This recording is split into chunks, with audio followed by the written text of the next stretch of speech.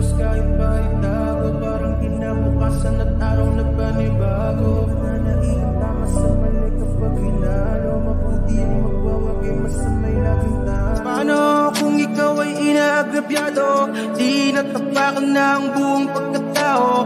Mananahimik ka na lang ba't ilalaban?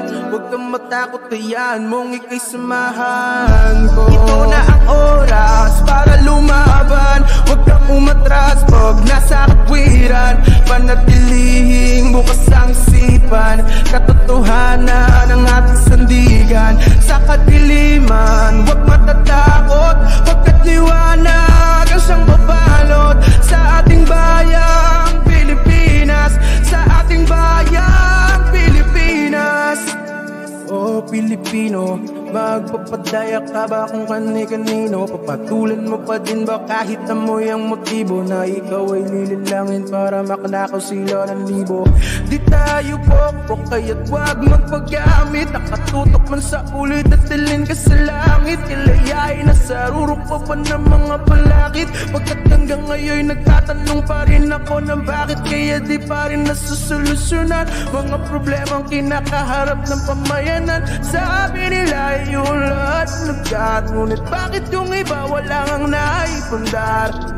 Magpupulag-pulagan ka na lamang ba? Magtutulog-tulugan, gumising ka. Ito na ang oras para lumaban, huwag kang umatras pag nasa katwiran. Panatilihing bukas ang isipan, katotohanan ang ating sandigan.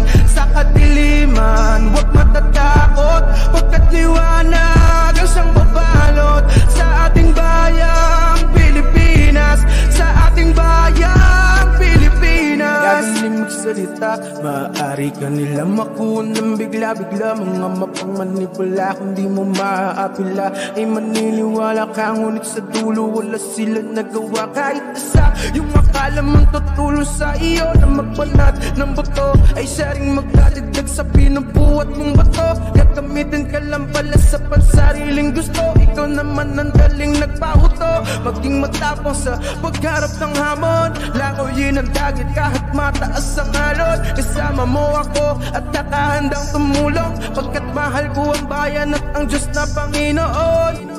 United Talino Warriors at Boss Mike Cervera, sa kanila ay natutunang maayos, kaya't kailanman di ako masisira. Ito na ang oras para lumaban, huwag kang umatras pag nasa katwiran. Panatilihing bukas ang isipan, katotohanan ang ating sandigan. Sa kadiliman, huwag matatakot, pagkat liwanag ang siyang babalot sa ating bayang Pilipinas, sa ating bayang Pilipinas. Ito na ang oras para lumaban, huwag kang umatras pag nasa katwiran. Panatilihing bukas ang isipan, katotohanan ang ating sandigan. Sa kadiliman, huwag matatakot, pagkat liwanag ang siyang babalot sa ating bayang Pilipinas, sa ating bayang Pilipinas.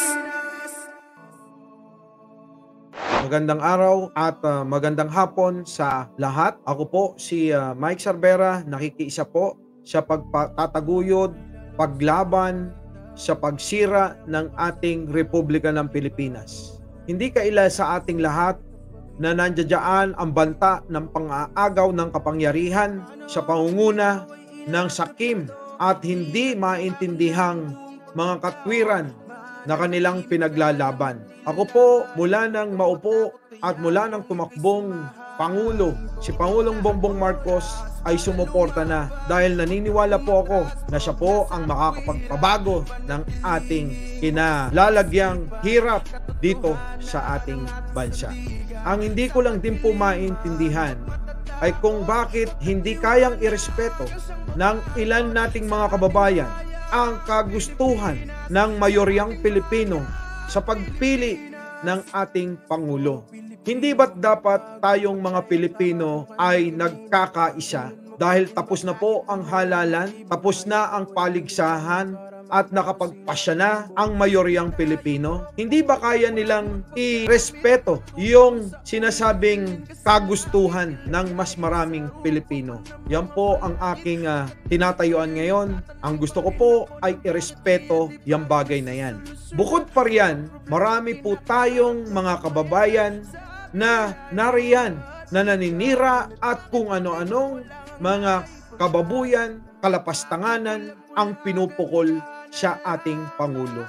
Hindi ba nila naiisip na ang kanilang ginagawa ay hindi lang kasiraan ng ating Pangulo dahil ang Pangulo ay nananalamin sa ating bansa, sa ating mga Pilipino? Hindi ba sila nakukonsensya? Hindi ba dapat tayong mga Pilipino ay nag-aangat ng sariling ating bansa kasama na ang pagrespeto, paggalang sa ating minamahal na Pangulong Bongbong Marcos?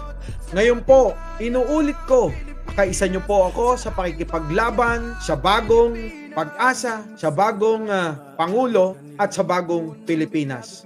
Mga kababayan, mga kasama, mga kapatid, ang hiling ko lang po sa mga kasama nating naririto ngayon ay magpahayag ng mayroong pagrespeto, mayroong pagmamahal pa rin kahit na tayo ay niyuyurakan, kahit na salungat sa ating mga opinyon at pananaw, prinsipyo yung kanilang pinaglalaban. Huwag po nating gagayahin ang kanilang mga ginagawa. Sabi nga, pag binato ka ng bato, batuhin mo ng tinapay. At yun naman din ang ginagawa ng ating mahal na Pangulo.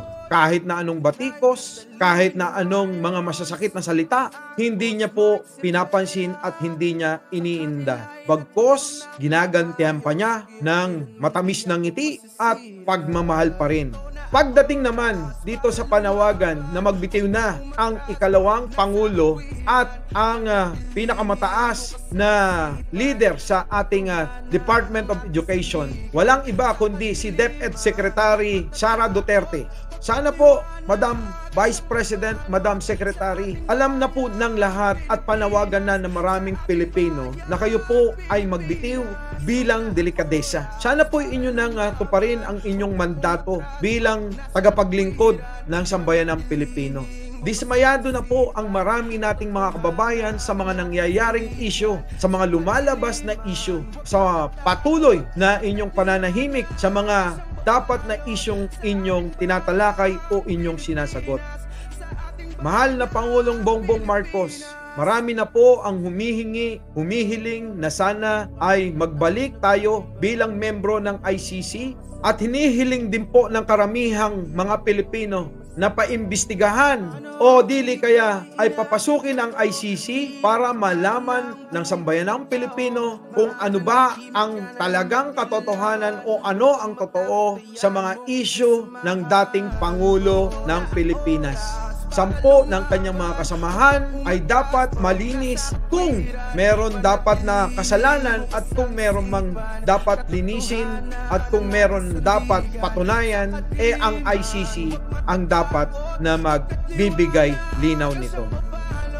Maraming salamat din po sa mga kababayan nating nanggaling pa ng malalayong lugar at mga nag-effort ng kanya-kanyang pamasahe, ng kanilang pamamaraan para makarating sa pagtitipon na to, para manawagan sa pagbibitiw ng DepEd Secretary na walang iba kundi si Vice President Sara Duterte. Maraming salamat din po sa mga ilang mga grupo, partido na dumalo at nakiisa sa pagtitipon na ito. Muli, Mike Sarbero po, kasama nyo po sa pakikipaglaban para sa katotohanan. Atin ang Pilipinas, protektahan ang bagong Pilipinas, atin ang West Philippine Sea, protektahan ang teritoryo at ang ating bansa. Maraming salamat po. Ating bayan.